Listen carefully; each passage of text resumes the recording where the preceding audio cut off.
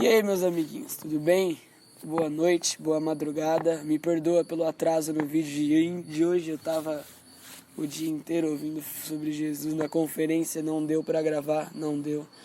Mas uma coisa que eu queria compartilhar com vocês que aconteceu na conferência e Jesus, ele arrebentou meu coração.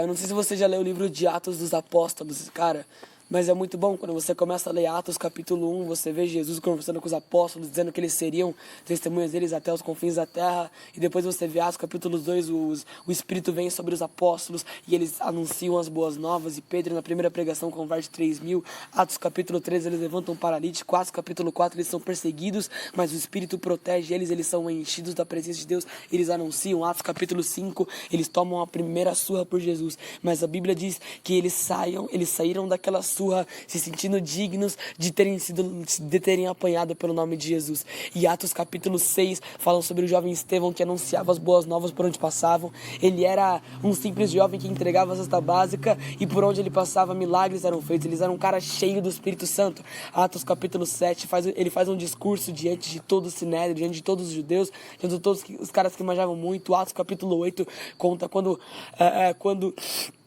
Filipe é usado diante de Simão, o mago, quando ele é usado para falar com o etíope e ele prega o evangelho para um eunuco na carroça, ele é transportado, ele batiza o eunuco. Atos capítulo 9, Pedro ressuscita um morto uma morta chamada Dorcas, levanta um paralítico, Paulo se converte. Atos capítulo 10, Pedro prega o evangelho na casa de um cara chamado Centurião Cornélio. Atos capítulo 11, Atos capítulo 12, e é muito louco quando chega em Atos capítulo 13, e aí Paulo e Barnabé são levantados pelo Espírito Santo e enviados a pregar o evangelho para fora de Jerusalém. Eles anunciam por todo o Império Romano, por toda a Ásia, por toda a Macedônia, e eles vão pregar o evangelho, anunciam as boas novas. Por onde eles passam, igrejas são levantadas, vidas chorando aos pés de Jesus, corações rasgados, corações quebrantados. Atos capítulo 14, Atos capítulo 15, 16, quando chega em Atos capítulo 19, eles chegam em Éfeso e eles encontram rapazes, Paulo impõe as mãos sobre eles, eles recebem o Espírito Santo e muitas coisas loucas acontecem. Em Atos capítulo 28, quando Paulo, se não me engano, Atos capítulo 28, quando Paulo vai pegar a madeira para fazer a lenha, para fazer o fogo queimar na fogueira, e a cobra morde ele permanece vivo, Jesus mantém ele vivo, e é muito louco. Só que a questão é que em Atos capítulo 28 acaba a história dos apóstolos pregando o evangelho. A Bíblia não dá continuidade. A Bíblia não mostra como morreram os apóstolos. A Bíblia simplesmente termina o livro de Atos quando a pregação do evangelho parou ali. Mas a questão é que Jesus está chamando a gente para ser o capítulo 29 do livro de Atos. Para ser aqueles que vão anunciar as boas novas do evangelho e curar os enfermos na rua. Quando você vê um cara de muleta na rua, Jesus está te chamando para você parar o cara e orar por ele. Sabe, uma coisa sensacional aconteceu comigo hoje? Mano, nós estávamos na conferência e eu olhei para um cara com o dedo enfaixado e Jesus falou, vai para ele e ora que o cara vai ser curado. E nós oramos. Na hora que nós oramos pelo cara, na hora ele arrancou a faixa e jogou fora e falou, eu tô curado.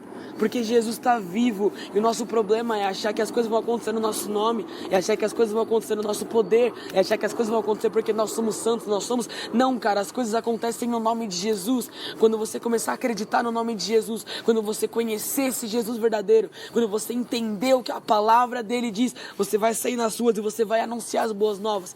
Então, cara, Jesus te chama para ser o capítulo 29 do livro de Atos.